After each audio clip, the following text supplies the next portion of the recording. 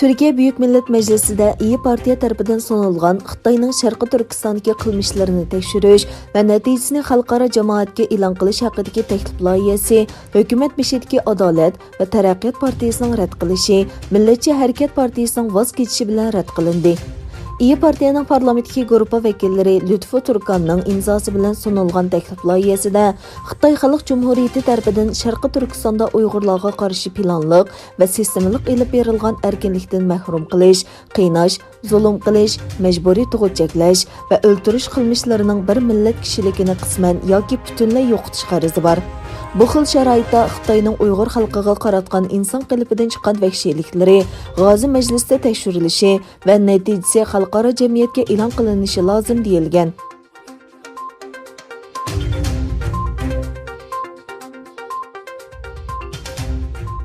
Dünya Müslüman Alimlar İttifaqı bayonot e'lon qilib, Uyg'urlarga qaratilgan jinoyat va qilmishlarni ayblaydiganligini bildirdi.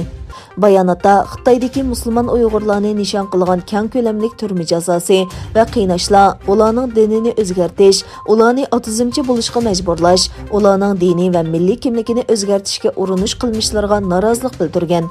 Bayonotda medialarda o'tirg'a chiqqan Uyg'ur musulmonlarini asta-asta yo'qotishga urinish va tug'utning oldini olish uchun ayollarni majburiy tug'mas qilib etishdek tajovuzchilik qilmishlari va jinoyatlarga yaqindan ko'ngil bo'lib kelayotganligi ta'kidlangan. Beijing hukumatini bu qilmishlardan voz kechish, musulmonlarga qonunliq va insonparvarlik huquqi berish, ularga qaratilgan har xil nohaqchiliklarni tugatish talab qilingan bayonotda Islom hamkorlik tashkiloti, Islom davlatlari, Birlashgan Davlatlar tashkiloti va kishilik huquq tashkilotlari ustiga tushgan mas'uliyatni ado qilishga chaqirilgan.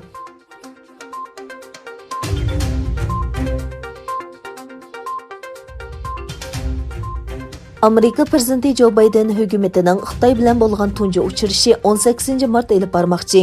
Tashqi ishlar ministrligining bayonotida Tashqi ishlar ministri Antony Blinkenning vazifaga o'tirgandan keyin tunji qatim Yaponiya va Koreyaga qilgan chet el ziyoratidan keyin qaytish yo'lida Xitoyning yuqori darajalik amaldorlari bilan ko'rishadiganligi bildirildi.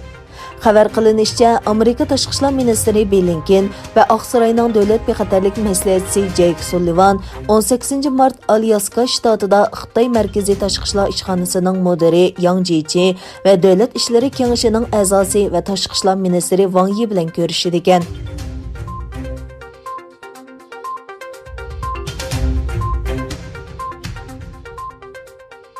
Rossiya bilan Xitoy Oy sharida birlashma olam punkti qurish kelishimi imzoladi. Kelishimga asosan Oy shari yoki uning orbitasida tajriba tadqiqot markazlari quriladi. Rossiya olam qatnashi idorasi Roscosmosning bayonotida Xitoy davlatlik olam qatnashi idorasi bilan orbitida yoki Oy sharida tajriba tadqiqot markazi qurish to'g'risida kelishim imzolanganligi e'lon qilindi. Yana bir tarafdan Amerikaning olam bo'shlig'i tadqiqotidagi rahbarlik o'rni davomlashmoqda. Amerika Marsga avatgan tez pikmas nomli tekshirish mashinasi yaqinda Marsda tunji sinov yurishi olib bordi.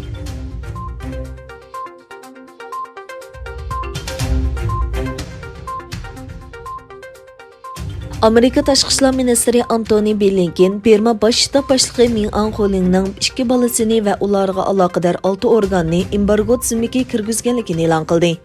Antony Blinken yozma bayonotida o'zlarining Burmada 1 fevraldagi siyosiy o'zgarishdan buyon o'tkazilgan namoyishga qaratilgan zo'ravonliklarni ayblaydiganligini, Amerikaning bu davlatga qarata yangi jazo qo'shganligini bayon qildi. Blinken bu qadamning 11 fevral yo'lga qo'yilgan jazoning va savdo ministrligining 4 mart Burmaga import-eksport cheklamasi qo'yish uchun qo'llangan qadamlarining davomi ekanligini aytdi.